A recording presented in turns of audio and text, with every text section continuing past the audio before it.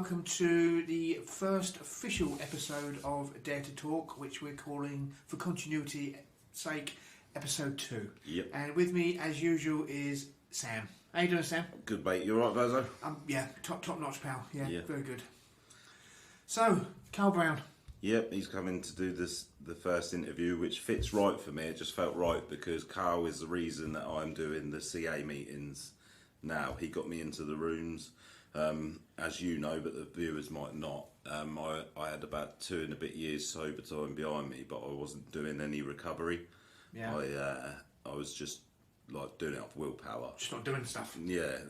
And the whole time I was just fighting the urge not to drink, which eventually led to my relapse. And I started up Dare to Dip because I could feel myself on the verge of it. But unfortunately, when the dip started going off at first, I was all right and was going on momentum with that. But then, unfortunately, as you know, I did relapse. I hadn't seen Karl for a while, but he was trying to get in touch with me because he heard that I had relapsed. I'd been out on a mad one with a friend, then one night, and I was coming back, and it was stupid o'clock in the morning. I was coming back, and I see Karl outside a shop just around the corner from mine, and I ducked into the shop to avoid him because I didn't want him to see me. So you automatically sensed that you was embarrassed, or? Well, you felt you was letting him down, or? Well, no, I knew because he tried to get in touch with me to sort because he's had similar problems. You'll find out, and he tried to get in touch with me, but I don't think I was ready to admit that I'd got a problem again. Maybe, but I saw him, and I didn't want him to see me drunk. So you knew you had a problem. Yeah, definitely. Obviously, because you was hiding from him. But you didn't want him to know that you. Yeah, well, I knew that when he spoke to me, he'd speak sense, which made me know that I was going to have to stop this. and I wanted to. It's hard to explain, but I wanted to. But I knew once I'd spoken to him that was it. It was over, and it was a bit of a worry, and I didn't know if I wanted to stop drinking just yet. Yeah. So this was summer, wasn't it? Yeah, 4 months ago. 4 months sober now. But I saw him outside the shop, and I ducked into the shop and thought I got away with that, and I was hiding down by some bottles because I didn't want to bump into him. And I come back out of the shop, and he was just sat on the bonnet of his car. And he went, "All right, Sam?" I was like, "Ah." And we had a long chat outside.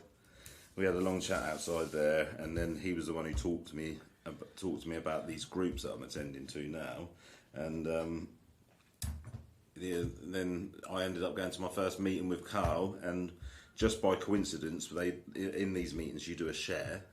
He won't mind me talking about this because he's coming on the show. Yeah. But you do a share where someone tells their experience, which is what he's going to tell tonight. He told it in front of a room, and it just was mind blowing. My only experience of AA or any of the A meetings, is through television drama. Right. Yeah. So. I don't know how accurate they are, or anything like that. It isn't. So like, it's something that I don't ever want to do. To experience it. Yeah. So I can only go by what I see on the television. Yeah. And we all know that we shouldn't take what we see on the television as gospel. Yeah. So the thing I get from these meetings, that your friends, your family. They're all there for support and help, and they give you help and everything, but they never truly understand because they're not an addict themselves. When you go to these meetings, there's other people that have been in your situation and suffered the same as what you have, so you can all connect on the... I don't want to appear flippant or anything like that, but if there was a train spotter... Yeah. People would only understand his love for trains when he speaks to other train spotters. Yeah, that's correct. That's a good way of looking at it. Is that a nice little analogy there? Yeah, so, that is, yeah. You know, because I picked on train spotters because life treats them unfair, I think, doesn't it? Yeah. Oh, look, you know, they're ridiculed, they're mocked for their hobby. Yeah. And no one should be mocked and ridiculed for their hobbies. Hobby, Just let people, if somebody wants to stand on a platform and jot down a number of a train, then let them do it. Yeah. But he or she who train spots only gets full appreciation of their train spotting through other train spotters. Yeah, they should all sit in a room and say, "My name's so I'm a train spotter." No, I know what you mean though, definitely. Yeah.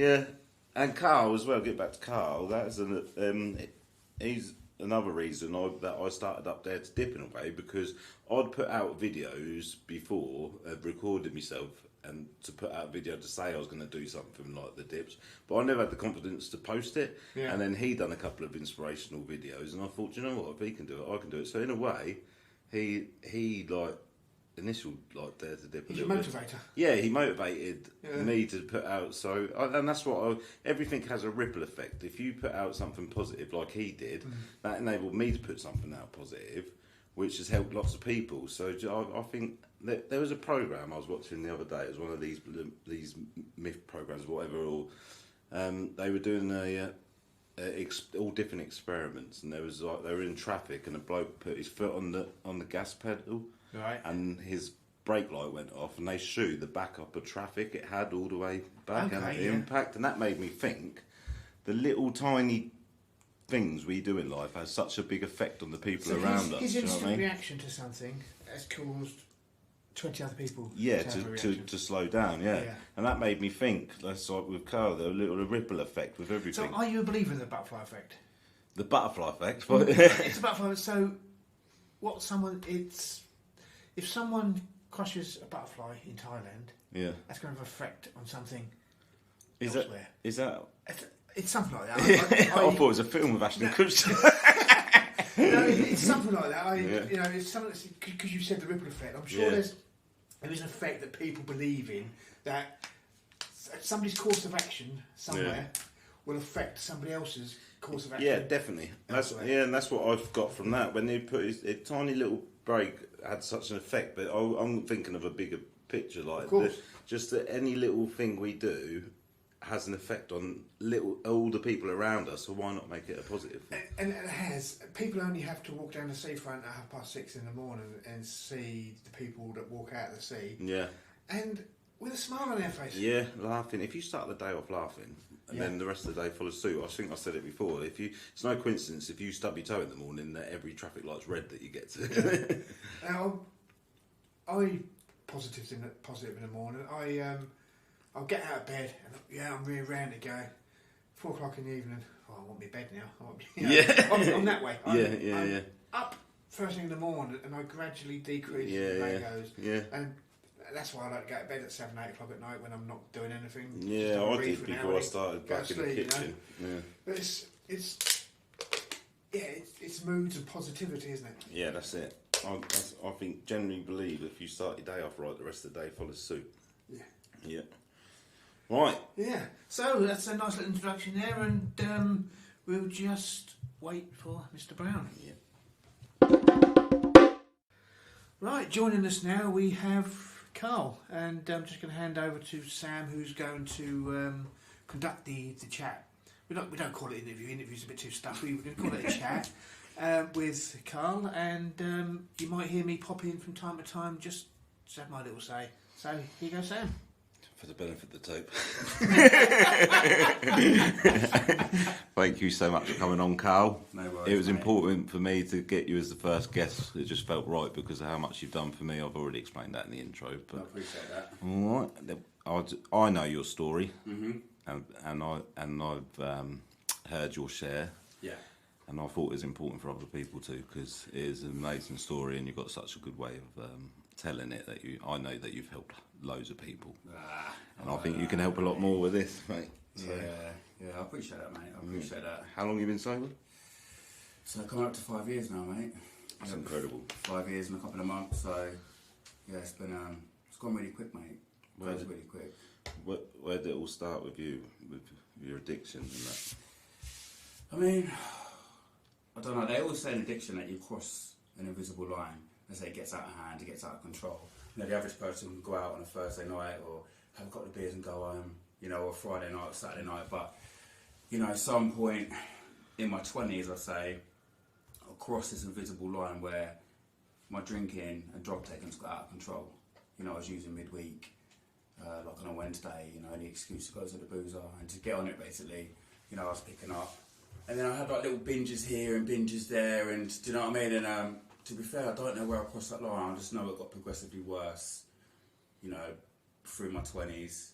I was couldn't stop, mate. Yeah. That's and people don't really know the full depth of it. You see, everyone knows someone who's got a bit of a problem, like he's got a bit of a problem, but as an addict, you hide it well. Yeah. Do you know what I mean? I was quite ashamed to tell people the extent of it, really, because I knew it was bad enough already. Yeah, that's when it becomes more shocking to people as well, when you finally admit it and tell them how bad it is. They're like, no way. Yeah, that's it. Because you'd get so well at hiding. Yeah, that's it. Yeah, definitely, mate. For me, when I come to terms that I was an addict, I always had this, what's the word I'm going to call it, conception of addicts. Yeah. That could be like, a heroin addict on the streets. On a park bench or something. On a park bench, yeah, shoving needles in them or losing everything. But that's not it, in recovery I've met people from all walks of back life. Yeah.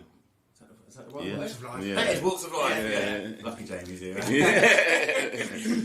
But yeah, that's it, and I never really thought I was an addict. I always thought I had a bit of a problem, but in addiction, I've just learned that that's just not the way it goes. Yeah, I think a lot of people have that perception that an addict is someone that's on the park bench, but in reality, when I was an addict, I was on a sofa, and there was no difference. That's it. I had the same illness, I just had better surroundings, fortunately for me. 100%. But, Yeah. So 5 years, man. That's 5 years, that's mate, incredible. It's gone quick, mate. Yeah, I keep having a little joke with the wife, like, I think when it gets to 5 years, I'm gonna have a blowout with the lads tonight. You've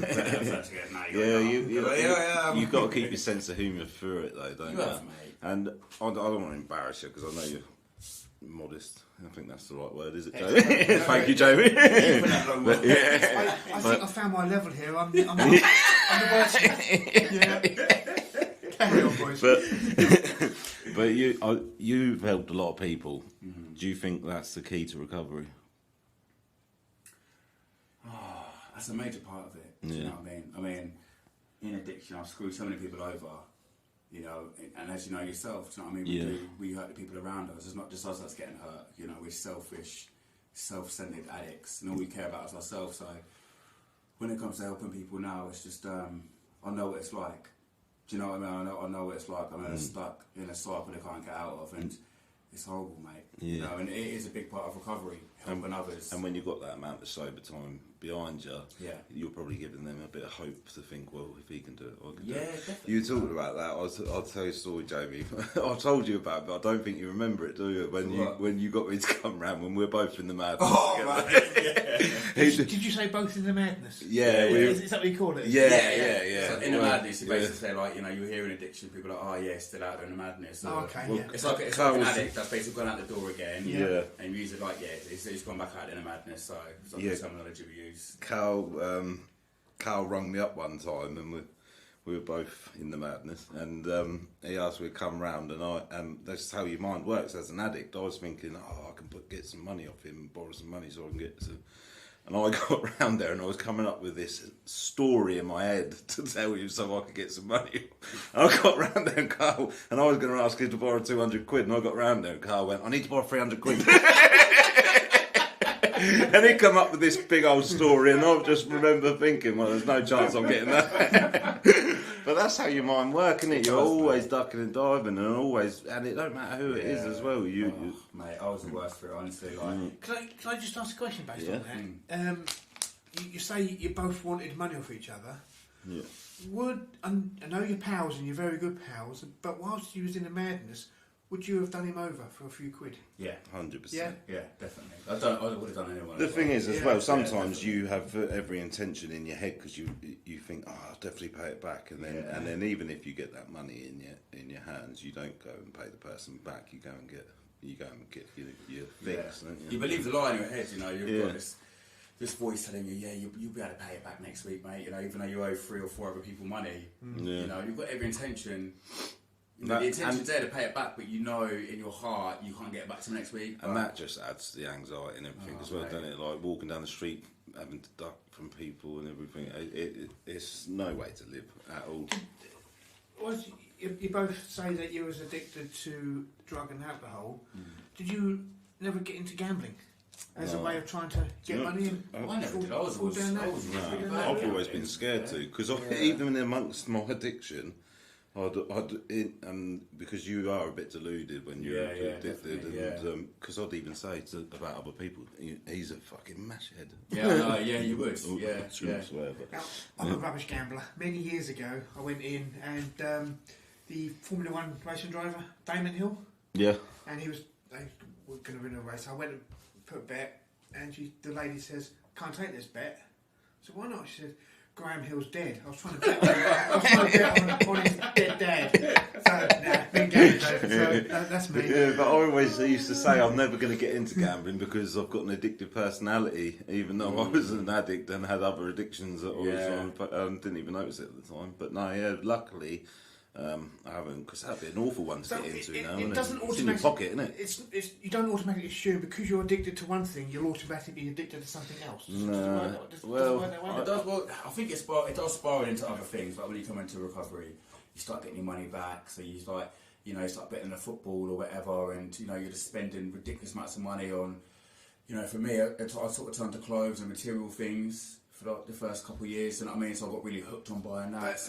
Are you replacing good with evil? You're replacing the evil with a bit of goodness. Does it work that way as well? I think it does. Again, I don't know these things. Hence why. Yeah, well, you offered me a biscuit earlier, didn't you? Yeah. And I said I can't have one of them because if I have one, I'll have all of them. And it's not just drink and drugs with me. I've got a very addictive personality. Yeah. If I open a packet of sweets, I'll eat the whole lot. Yeah. In front of us, there's a packet of biscuits, some squash, and some water. I thought Jamie had done very well. It looks like I'm a fantastic host, but it's my wife. If I wasn't married, the boys would have had now. My wife sent me a text and said, "What time are you podcasting?" So I told her, and she says, "I came home and there was bottles of water and everything out." She said, "There you go." That's a guess. So I thought that's fantastic. I'm just thinking, much appreciated. If I was single, there'd be out there. Yeah. If you ever break up, let me know. I'll be doing another one. Yeah, so sorry, anyway, I do digress there a little bit, so carry on with your story. But I did say I wouldn't get involved, didn't I? I'd just let you carry on. No, it's good. That's good. So, what's next for you then? Where do you see yourself in 5 years' time? That's a good question, mate. When I come into recovery, there was so many damaging parts of me. It wasn't just a drink and drugs. It took me literally, it's only really been the last sort of 6 months where I've started to get my head straight, believe it or not. It took me a long time. I was on a lot of medication. I did so many bad things, and the trauma was there. And obviously I lost my mum 18 months ago, just less than that. So I've had so many things happen to me, and I've finally found a peace over the last few months about myself. So I've just come off Instagram, and this year it's just about getting back in the gym, focus on my family. I've got my little boy, full time now, and my little girl Harper, she's like 2.5, and I've got an amazing wife. So this year's just about really focusing on myself, no distractions. Because I will compare myself to other people all the time, especially social media. I'll be flicking through, and comparison is like the thief of joy. Yeah. Do you know what I mean? I'll look at people and think, if I'm really trying to train hard or something like that, and I'll compare myself. I'll get resentful towards other people, and that's just normal life. You've got to do what's right for you. I totally get that, 100%. It's the keeping up with the Joneses, isn't it? It is. Like, he's got something, I need it. Yeah, exactly. There's a lot of that. Yeah, there is. Yeah. I'm lucky never been like that. Yeah. But it happens. You see, people on social media, they want to have what someone else has got, and it becomes quite frightening at times. That's the same in a way, because we've had this conversation before, haven't we? And I think social media, there's positives and negatives like there is to anything, but social media needs more people like you on it, I think, because everything you put out is positive. But at the same time, if it's not doing your mental health any good, then you've made the right call to come off it and separate it for a bit. Do you know what I mean? But it's 100%. Now, without social media, we wouldn't get as many people interested in our podcasts. No, there's good and bad to everything, isn't there? There's negatives and there's positives in everything you do. And what works for us doesn't necessarily work for Karl. No, that's it. But I was saying a little bit before, weren't I, that like we were talking about the ripple effect, and your videos, your positive videos, are what got me. I appreciate that. Doing positive videos, so it had a good effect. Now that's helped even more people. Do you know what I mean? So I think I've always had so many people in my life, like sponsees, people I've tried to help. So now I'm taking a bit of a back burner and just going to look after number one. Yeah, So I'm going to dip into Buddhism now. I dipped into Buddhism before. Yeah. Just to, they say in recovery, you've got to enlarge your spiritual life, you know, in order to stay sober. So I'm going to dip into Buddhism and just work on you for a bit, and I can understand that completely, man. Like I feel like you have helped so many people, but to do something for yourself, I respect that. I'll always be like, you know, I've still got sponsees and I still do CA. Yeah. I'm still a CA helpline, so I've still got a lot of phone calls through people. Talking of CA, you just walked 24 hours, didn't you? Yeah, I did. To raise money for CA. Yeah. So what was that? Where did you walk? Was it? So the idea was, so I said, I was talking to the boys. I was like, oh boys, I really want to do something for charity. You know, I really want to walk somewhere. Like, yeah, let's walk to London. I was like, yeah, sounds like a great idea. And then I put it to my brother-in-law. I was like, yeah, I'm going to walk to London for charity. He's like, you can't just walk to London, mate. What you can do, walk up the bloody M25 and just, walk to London. I was like, oh yeah. He goes, maybe we should do a 24-hour walk. I was like, that's a great idea. Within 5 minutes, I put this video up on Instagram. I'm like, I'm going to walk 24 hours, and then I set up a Just Giving page, and then when people start donating, they just come around really quick. And I thought, I didn't really think it through, to be fair. That's why you come up to Instagram. I couldn't do anything like that again. 24 hours is such a long time, because 3/4 of it you're normally in bed. A third of it you're normally in bed asleep. That's gone, so 24 hours is nothing, is it? But when you're walking, it's... But I changed my mind for it. It's mad how I got round to it. So about 6 weeks before, I started listening to a lot of podcasts, a lot of motivational speakers, like stuff I convinced myself I was going to get through it, regardless of the obstacles I'll come up against. I knew it would be hard. I knew it would be the toughest challenge of my life, but I was thinking, you know what? Throughout my life, I've always set myself targets and failed. I've failed, and I'm going to go to the gym, and I end up going for 2 months, I'll pack it in. I'm going to go on a diet, I'll pack it in. I'm going to quit smoking, all that sort of stuff. And I always end up giving in. So this time, I was like, I'm going to see it through, regardless. So, we just walked up. That's the best way to grow, I think, is by setting little targets. I've always got 3 or 4 little. I just failed it. 30 days no bread. I could go in the sea every day for a year, but I can't do 30 days no bread. I failed on day 18, but then I'll start again because it's alright to fail. Yeah, of course it is. Yeah, right. There's no growth without pain, mate. Exactly. You know, little failures are pain, aren't they? Because you beat yourself up and like, oh, what have I done? I've done this, but as a person, how are we ever going to grow if we don't make those mistakes? Yeah, exactly. Those challenges. Yeah, exactly. Yeah, yeah, definitely. You know what I mean? So, yeah, I'm constantly evolving really as a person. Life is good at the moment. Do you know, what's in the corner. What I'm going to do, James, we're just going to have a quick couple of seconds break, and then we'll come back, and I just want to know more about your walk, mate. That intrigues me. Definitely. Right, gents, so that's the biscuits eaten.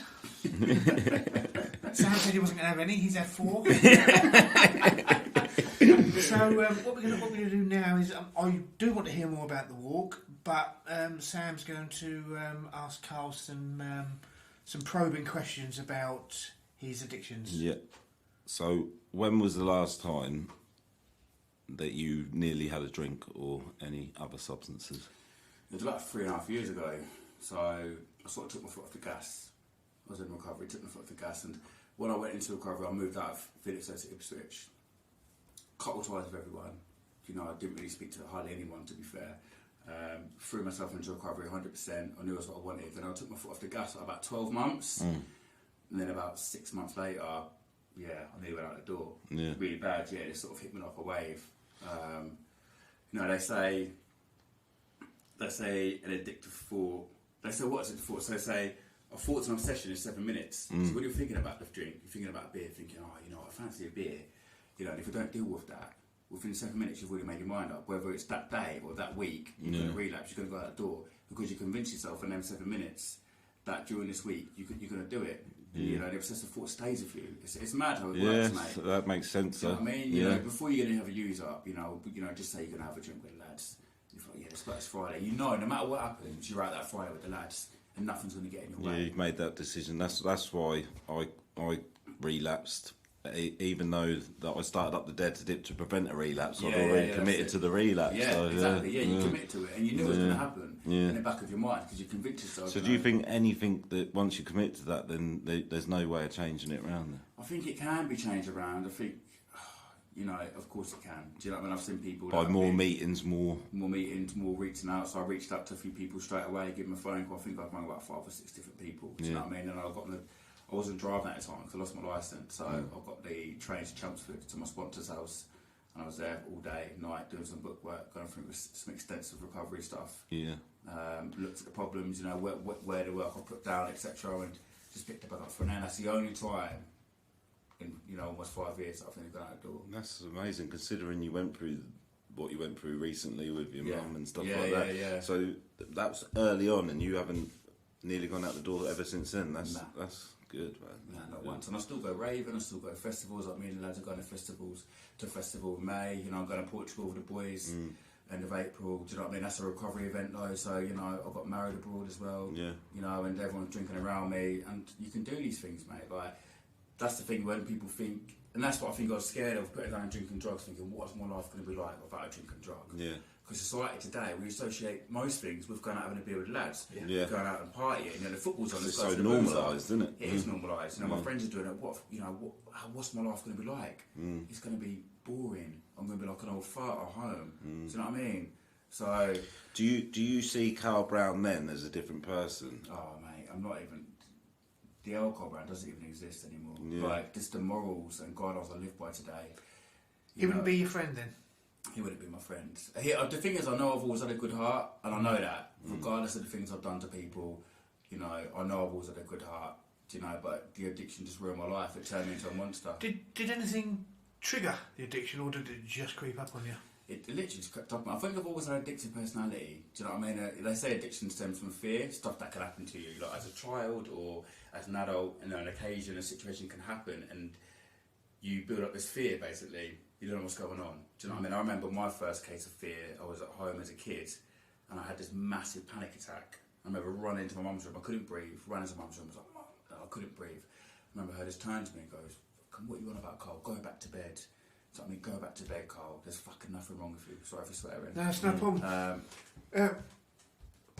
You touched on that in episode 1 when we recorded with you last week, Sam. You said that sort of thing happened to you with a teacher. At the teacher, and the teacher poo-pooed it because there was no understanding of anxiety. Was it anxiety attack? It was an anxiety attack. Yeah. And so, how old have you been? How long? I was young. I reckon I was probably about 12 years old. And how old are you now? Can't remember me asking. 35. 35. So you're talking 20 odd years ago. Yeah, 20 and years ago. Anxiety was just a word in the dictionary, wasn't it? It was back then. Yeah, it definitely was. And there was no understanding, and your mother's reaction to you there is no different to any other mother's reaction would have been if I'd have done the same. My mum would have reacted the same way because no one was aware of it. And I was a hypochondriac as a kid as well. You know, always something wrong with me. Do you know what I mean? And that is the good thing about. A bit like that now. That is the good thing about what we're doing now. Somebody can listen to this, and funny enough, when I done my first ever podcast, I interviewed Sam. Okay. About his Dare to Dips. And I got a message off a gentleman in his 60s. He went, Jamie, he said, I listened to the podcast. He said, and wow, opened my eyes. He said, I didn't know that sort of stuff happens. Yeah. He said, and now I know. Yeah. We've changed one person's that's amazing. attitude 100%. to it. Yeah, definitely. You know, so we've done our job there. Yeah, definitely. No, and you have. And he was probably the same age group of your mum, my mum, my dad, etc. Who, through no fault of their own, didn't know about these things. Yeah, didn't. And we're learning as we go now. Definitely, There's so much I don't know. You know? Hence why I'm going to ask somebody who's sitting in where you're sitting now. I'm going to ask him something. And it's going to be, oh my God, he's asked that. Yeah. But that's how people understand. That's why I wanted someone like Jamie on the show as well. Yeah, definitely. I mean, because for years I was. Oh, there's nothing wrong with you, get a grip, you know. I was one of them people. Yeah, that's it. And it wasn't until I got my wife who suffers from anxiety. Yeah. She taught me. Yeah. She taught me all about anxiety and how to handle anxiety and understand anxiety. Yeah. And from that, I've still got a long way to go. Because I'm totally different. I'm so outgoing. Yeah, definitely. But I do have my moments where I'm a little bit. Ooh, of course. You can rein yourself back in. But 9 times out of 10, I'll speak to anybody. Yeah. I'm like that. The wife won't. there's very big contrast between the two of us. Of course, and so for me at the start to understand her anxiety was hard work. When she'd make excuses that we can go to a friend's wedding or things like that. Yeah, definitely. Yeah. It's all things like that. But anyway, not about me, it's about you two. It's about all of us. Rain, don't forget, if I start too much, rein me in. I've tried, I can't. Every addict, right, hits a rock bottom at some point. I decided to do it twice, but what was your rock bottom? What made you think? Do you know what? I had multiple rock bottoms. So the last year of my using, I was in hospital on a few occasions from 48-hour benders, longer than that. Do you know what I mean? Constant using, no sleep, not eating. This is obviously building up through. I wasn't eating during the week, and my last use was probably my biggest rock bottom. I had a bender for about 3 days, and my missus obviously kicked me out at the time. I remember picking up at about 2 in the morning. I picked up an 8 for about 2 in the morning, and I'd done it all by about. So 2 in the morning, so I'd done it all by about. Can I ask what it was you picked up? Cocaine. Cocaine. So cocaine was what I used to use basically. It was your drug of choice. That was my drug of choice. Yeah, I'd done other drugs when I was younger, but cocaine was the one that brought me to my knees basically. I remember, so I wasn't drinking alcohol, so I was just dry sniffing through this period. So the psychosis and the paranoia was just unreal. Yeah. You couldn't even imagine how I was. I was just like, I was a complete mess. I remember using it. So I sniffed all that gear in the space of about, a few hours. And I just broke down, I remember grabbing a knife, grabbing some pills. At the time my missus was like, I don't know what to do with you. Do you know what I mean? She just looked at me and I was, obviously my nose was running. I was probably the biggest bag, so I was all shiny. Do you know what I mean? And a bit wet from where I was just been sweating for a couple of days. Didn't have a shower, so I probably stunk. I remember running upstairs with the knife and the pills. I was like, that's it, I've had enough, because I didn't know what to do. Yeah. I just didn't know how to get better. I didn't know how I got in this situation again. Do you know what I mean? That's the crazy thing, I think, because when you get out of it and think, there was a way out, but you can't see it when you're you can't see you're it. so at all. blinded by everything that's going on. When you're stuck in addiction, and people think addiction's used every day. That's not using every day. Yeah. When you start using, you can't stop, or you do. Using. I remember using at my wife's Nana's 95th surprise party. It was ridiculous. It's quite funny. We was far from that the other day actually. So I went to this birthday party. It was on a Sunday. It was 1 in the afternoon. Surprise party. Loads of old people there, as you can imagine. It was in the 90s. It's either I can't remember the exact age, but it was 90 to 95. Yeah. I remember I went in there. It's 1 in the afternoon on a Sunday. This for about 3 months before I give up. Having a beer, went and picked up, and then ended up sniffing gear in the toilet. And then going around this party. I know, French party. Like a double JD in one hand, a vodka in the other. It's like midday, it's probably 2 in the afternoon now on a Sunday. And I'm like, you having a good time, having a good party, and everyone's there thinking, what's this guy doing? Yeah. What are you doing? Talking to those old people. I suppose if we'd seen that scene on a programme like Shameless, we'd all be laughing at it. Yeah. It's not funny, is it? That's not funny, Well, you can.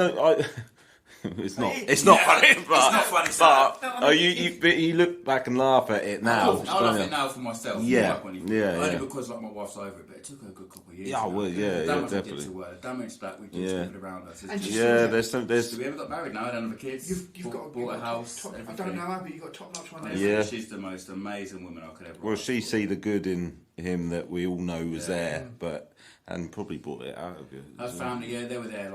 Obviously that night I remember when I remember just crying upstairs, and I locked myself in the bedroom, and I had this knife, I had these pills, and I still couldn't take them. I still couldn't take the tablets. I thought, should I fucking stab myself in the neck, or should I slip my wrist? And I was so emotional, screaming in pain. And her mum come round, her dad come round, and her sister come round. They didn't really know what was going on. Was that a cry for help, or was that? Well, she didn't know what to do with me. So I'm upstairs now in the bedroom, and her mum's like, "Come on, Carl, let me in." I sort of let her in, and I remember just crying so loud in this bed, I can't stop.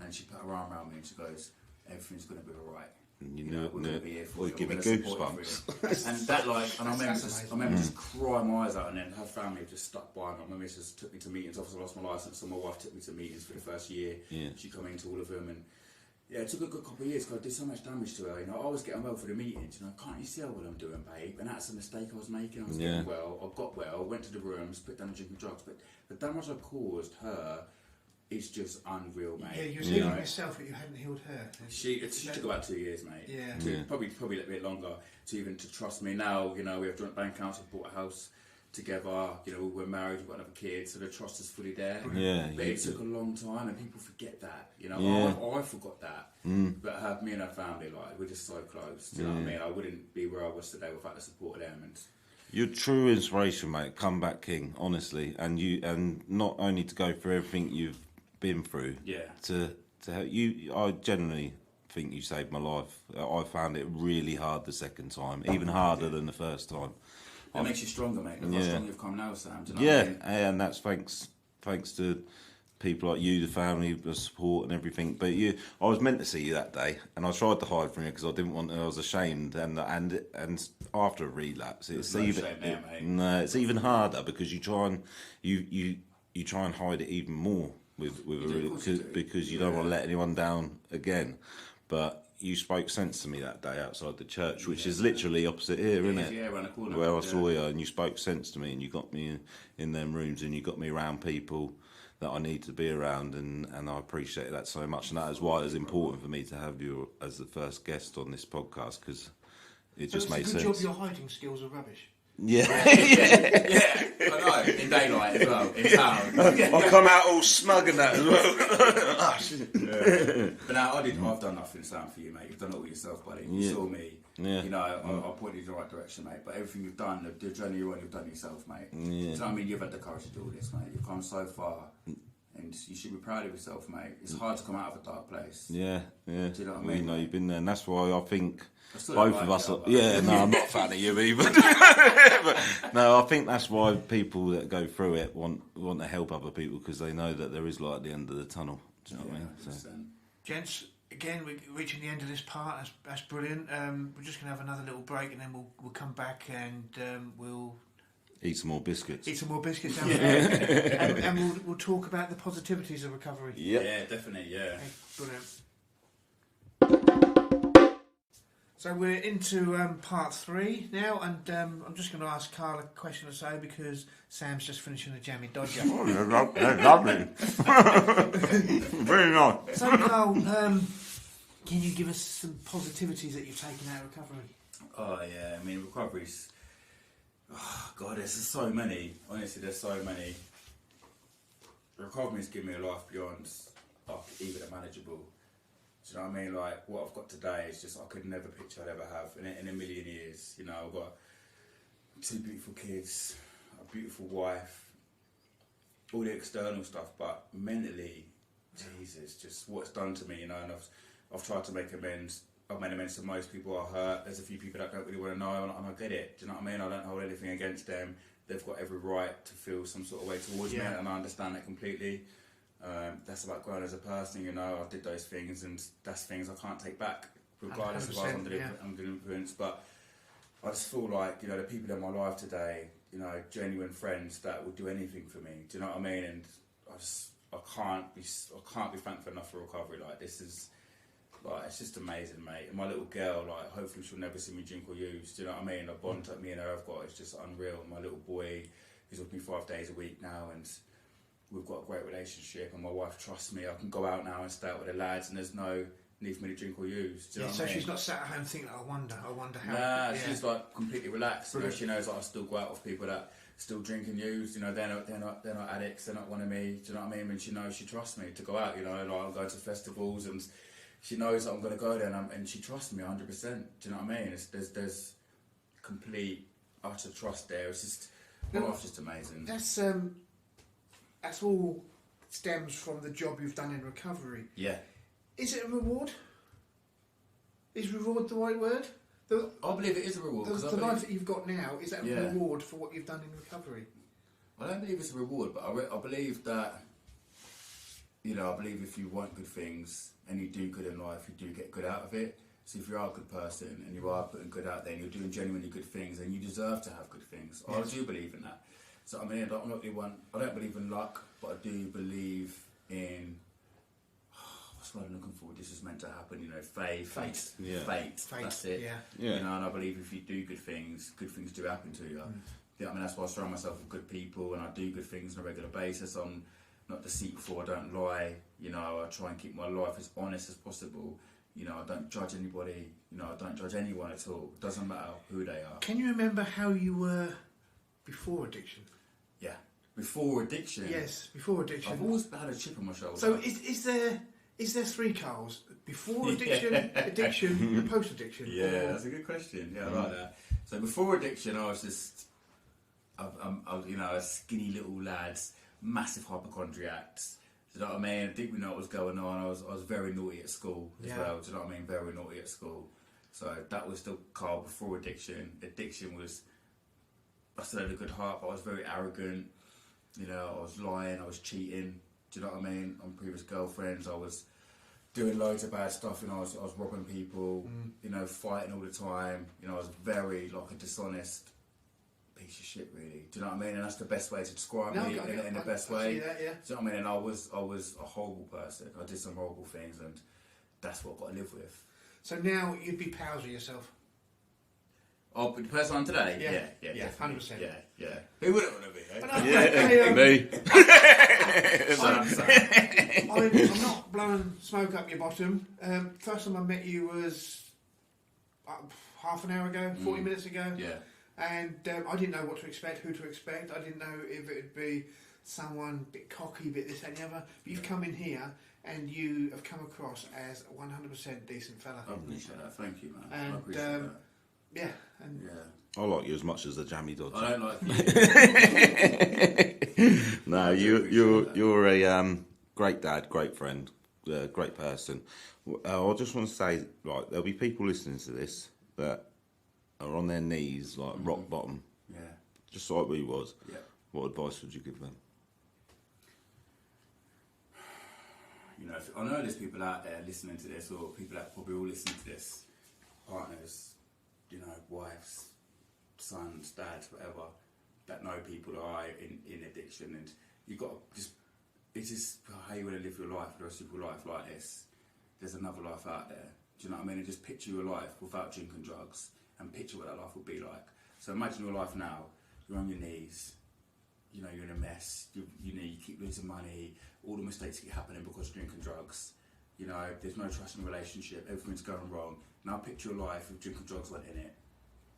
That's just 2% of, you know, what you could gain in recovery. That's just a small fraction. If you put that down and just imagine your life without that, you could grow as a person, reach out, come to a meeting. You know, don't be ashamed, be honest, speak out, sit down with your wife or your girlfriend, your mum and dad, tell them you need help. There's no shame in that, man. There's loads of celebrities in recovery, loads of proper cool celebrities in recovery, all my friends in recovery.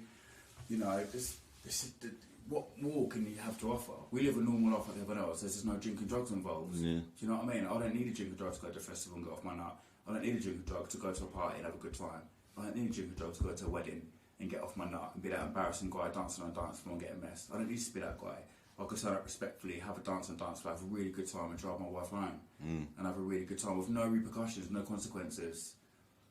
Do you know what I mean? Just picture your life without that. What's drinking drugs done for you? Nothing. Right, okay, put it down. What have you got to gain? Absolutely everything. You're not going to lose anything by putting it down for a little while, are you? Reaching out. So Got nothing to lose and everything to gain, really. Exactly that, gives mate. you your life back, doesn't it? It definitely does, yeah. It definitely does, mate. And it's a shame today, because in today's world, I know drinking drugs is massive in it, especially cocaine, with the younger generation. You know, it's quite big when we was younger. Worrying. It was really common in the scene, wasn't it? Yeah. Do you know what I mean? And I know today it's everywhere, and kids are, you know, dealing it, and they think that's the only way to live, but you're gonna hit that brick wall one day. You're gonna lose everything like I did, or like most people do. There's more to life than drinking drugs, isn't it? No one's great success story started off with I took this line of cocaine. No, it didn't. Yeah. So that's it, really, mate. Yeah. Thank you very, very much, Karl. No problem. Such a diamond geezer. I appreciate that. I'm glad you were the first guest. Thank you, brother. Yeah, and thanks for coming on and Cheers, sharing your Jamie. story. Appreciate As that. I say, I hope others will listen to this and know that there's a way out for them as well. Yeah, thank you, mate. I appreciate that. It's been great having you guys. Thanks for having me. I'm in. Cool, bud. Thank you. Some links to get in touch. You can go on Insta and it's dare_to JV_dip, or you can pop on Facebook and look for the Dare to Dip group, or individually you can look for Sam Phillips or Jamie Verzi. And if you want to use good old-fashioned email, it's podcasts@jvtv.co.uk. So thank you once again for listening, and this was produced by JVTV Media.